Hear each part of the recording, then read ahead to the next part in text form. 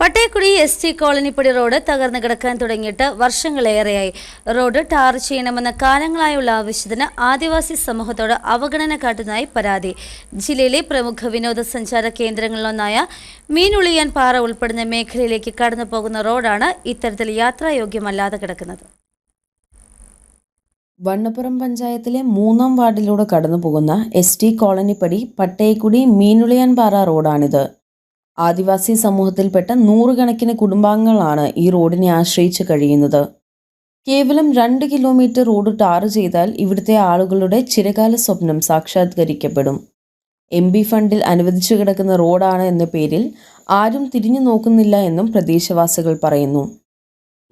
Colonippadi മീനുളിയാൻ road വളരെ ശോചനീയ അവസ്ഥയിലാണ് കിടക്കുന്നത്. ഇത് പണിയാൻ പറഞ്ഞ് ഞങ്ങൾ ഒത്തിരി സ്ഥലത്തേക്ക് അപേക്ഷയും പരാതിയും കൊടുക്കുന്നുണ്ട്.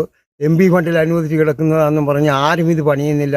ഒത്തിരി കാലമായി ഈ റോഡിൻ്റെ അവസ്ഥ വളരെ മോശമാണ്. സ്കൂൾ കുട്ടികൾ യാത്ര ചെയ്യേണ്ട വഴിയാണ്, നടന്നു പോലും പോകാൻ പറ്റില്ലാത്ത അവസ്ഥയിലാണ് ഈ വഴി കിടക്കുന്നത്. തന്നെയല്ലേ പ്രദേശവാസികൾ രോഗികളാകുമ്പോൾ പോലും ഒരു വണ്ടി വിളിച്ചുകൊണ്ട് പോകാൻ പറ്റുന്നില്ല. റേഷൻ സാധനങ്ങൾ കൊണ്ടുവരാൻ പോലും ഈ വഴിക്ക് ബുദ്ധിമുട്ടാണ്. പൊതുമരാമത്ത് വിഭാഗം ഈ റോഡ് ഏറ്റെടുത്ത് ബോർഡ് സ്ഥാപിച്ചതല്ലാതെ മറ്റു യാതൊരു വിധത്തിലുള്ള നിർമ്മാണ പ്രവർത്തനങ്ങളും നടത്തിയിട്ടില്ല.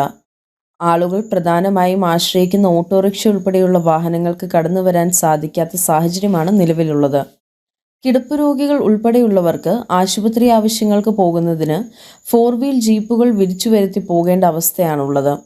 സാമ്പത്തികമായി ഏറെ പിന്നോക്കം നിൽക്കുന്ന ഈ ജനവിഭാഗത്തിന് ഇത് താങ്ങാൻ കഴിയുന്നതിലും അപ്പുറമാണ്.